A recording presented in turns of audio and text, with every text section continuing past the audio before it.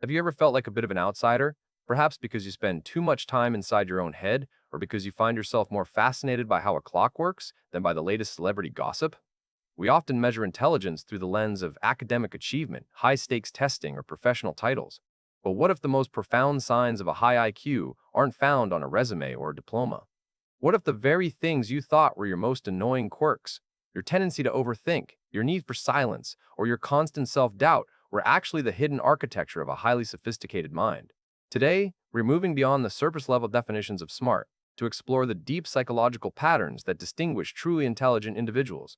By the end of this, you might realize that you aren't weird or socially awkward. You might just be wired for a level of thinking that most people never reach. The first major sign of high intelligence is what psychologists call cognitive reflection, or what many of us simply know as productive overthinking. In a world that prizes fast reactions and gut feelings, the highly intelligent person does something different. They pause. When a problem arises, their first instinct isn't to react, but to analyze. This isn't the kind of overthinking born from anxiety or fear, where you loop on the same negative thought. Instead, it is a simulation of possibilities. Your brain acts like a high-powered computer running multiple scenarios at once, calculating risks, anticipating outcomes, and looking for the structural logic behind a situation.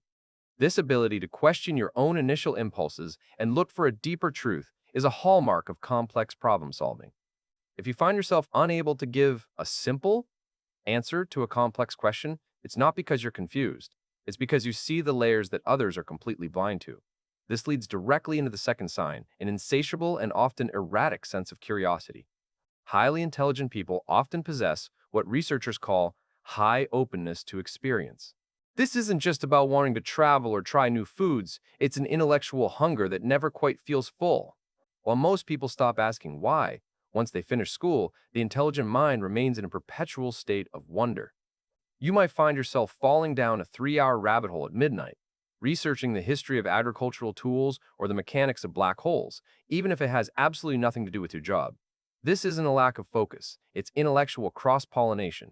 High IQ individuals have a unique ability to take a concept from one field and apply it to another, creating aha moments that others miss because they are too focused on their own narrow lane. Your curiosity is the fuel that keeps your cognitive engine running at a higher RPM than the average person. Beyond curiosity, there is the power of observation. In any given social setting, the smartest person in the room is rarely the one doing all the talking.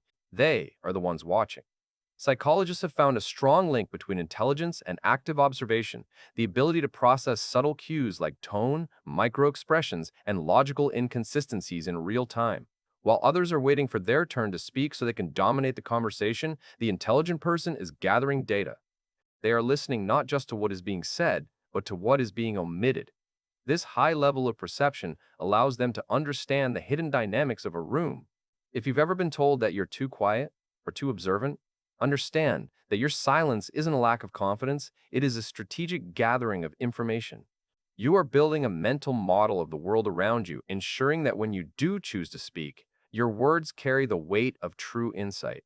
Interestingly, one of the most reliable signs of intelligence is actually a profound sense of self-doubt, often referred to as intellectual humility.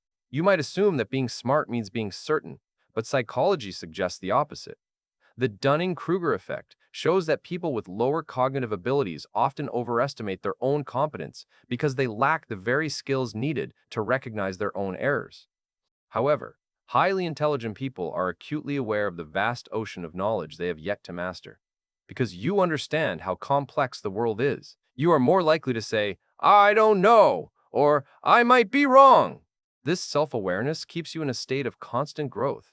You don't see your ideas as fixed identities, but as hypotheses that can be updated with better data.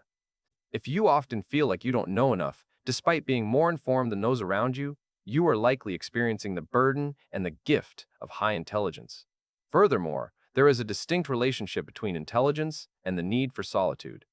A famous study published in the British Journal of Psychology found that for most people, happiness increases as they spend more time socializing with friends. But for highly intelligent individuals, the opposite was true. They actually reported lower life satisfaction with frequent social interaction.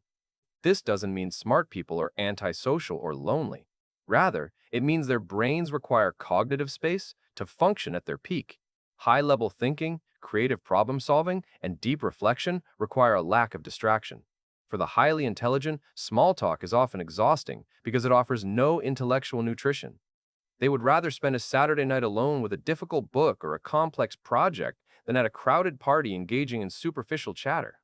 If you find that you need to retreat into your own world to feel like yourself again, it's because your brain is doing heavy lifting that requires silence.